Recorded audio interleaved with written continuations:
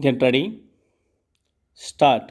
Sri Gopal Rao Naidu, Chairman of the Board of Directors, said, "In our creation of the Book Center Limited as a cooperative concern for carrying on what we consider ought to be done cooperatively, we may conceivably be anticipating a type of business structures which will be adopted in the future in those cases where large scale operation under central direction is naturally at an advantage.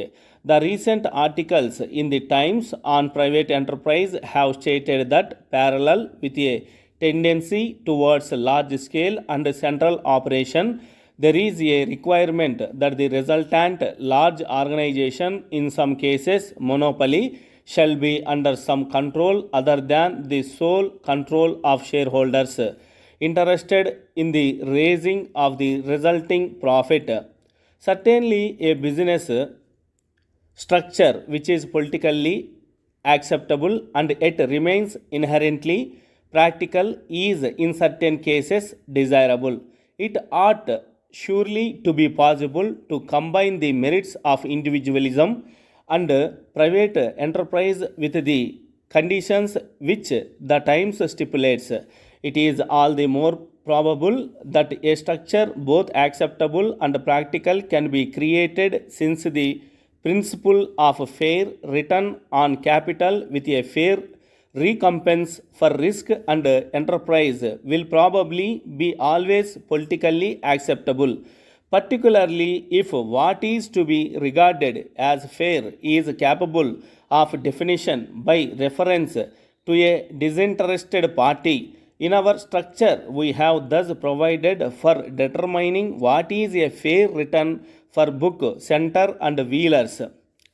In the case of Book Center Limited, the majority of the board consists of the publishers whose books are being distributed, and in the case of Wheelers, the majority consists of booksellers and publishers, all of whom were elected under the authority of their respective National Association of Publishers and of Booksellers. Moreover, if a question arises in the control of these two companies as to what is to be considered fair, provision is made for reference to what is in effect arbitration. In regard to the future tendencies of distribution, I personally believe that manufacturers will, in their own interest and in the interest of retailers, organize joint distribution of their own goods rather than each continue to pay for a small scale organization, giving a necessarily very limited service to the retailer. I also believe that this joint distribution will tend to be organized as a cooperative concern and not as a new and unrelated business coming in as middleman.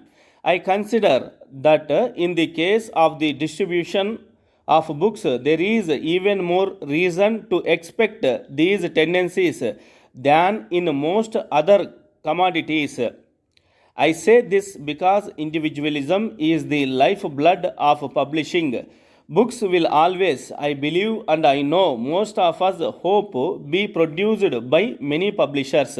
I cannot visualize the super publisher so full of vision and efficiency that he will so excel all other men in taste, in enterprise, in faith, and in feeling for books, that he will monopolize book publishing. Nor can I envisage the economic conditions under which only a few really big houses will monopolize the author, the printers, and the booksellers, and prevent the emergence of that most individualistic creature, the rising publisher.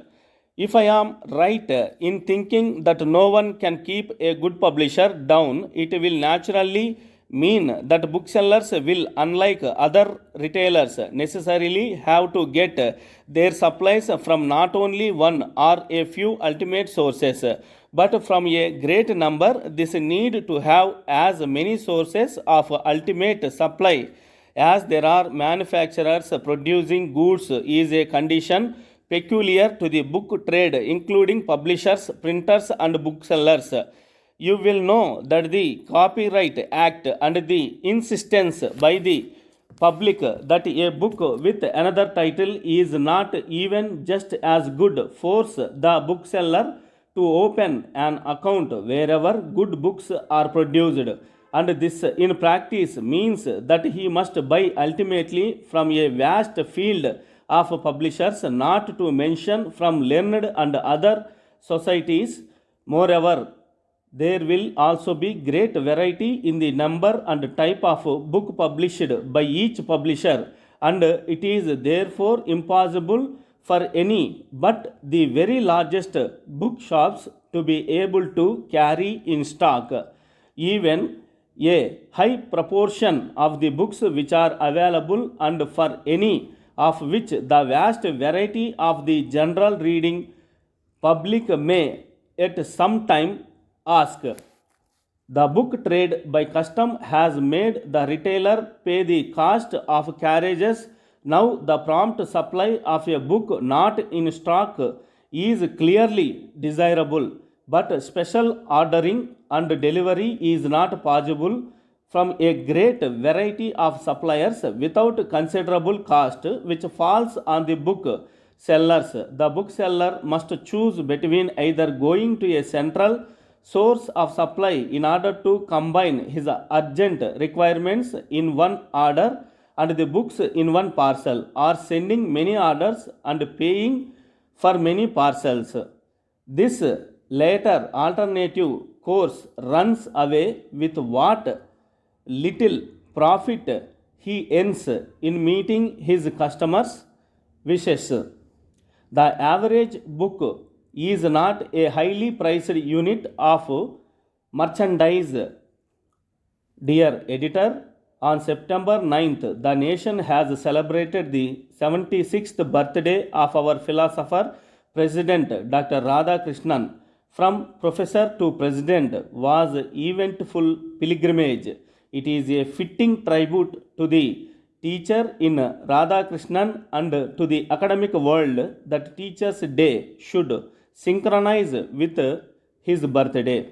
The first celebration last September was viewed as a festival of learning, and remarks were made that the government was supporting educational services by begging in the streets. I venture to suggest that in a democratic country, begging for public good as a measure of cooperation of the public, like the sale of TB seals, becomes necessary, and thereto the teachers' services were requisitioned.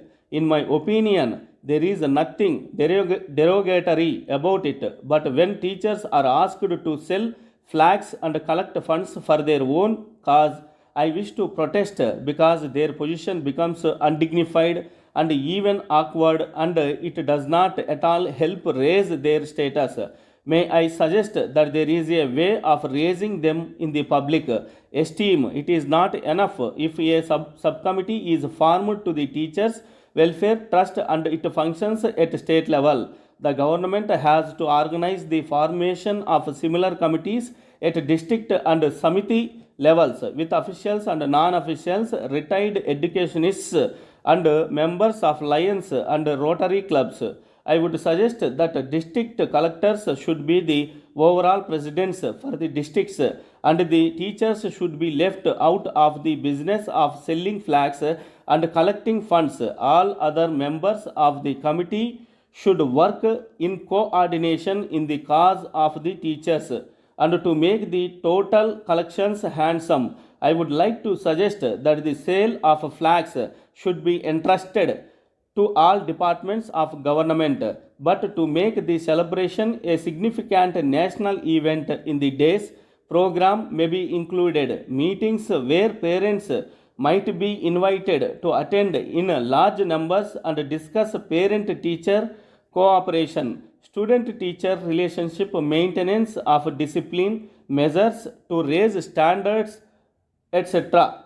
In my opinion, ministers, legislators, officials, and distinguished citizens must shed their stand officiousness and participate in the program and help people understand education as a national community project. Stop.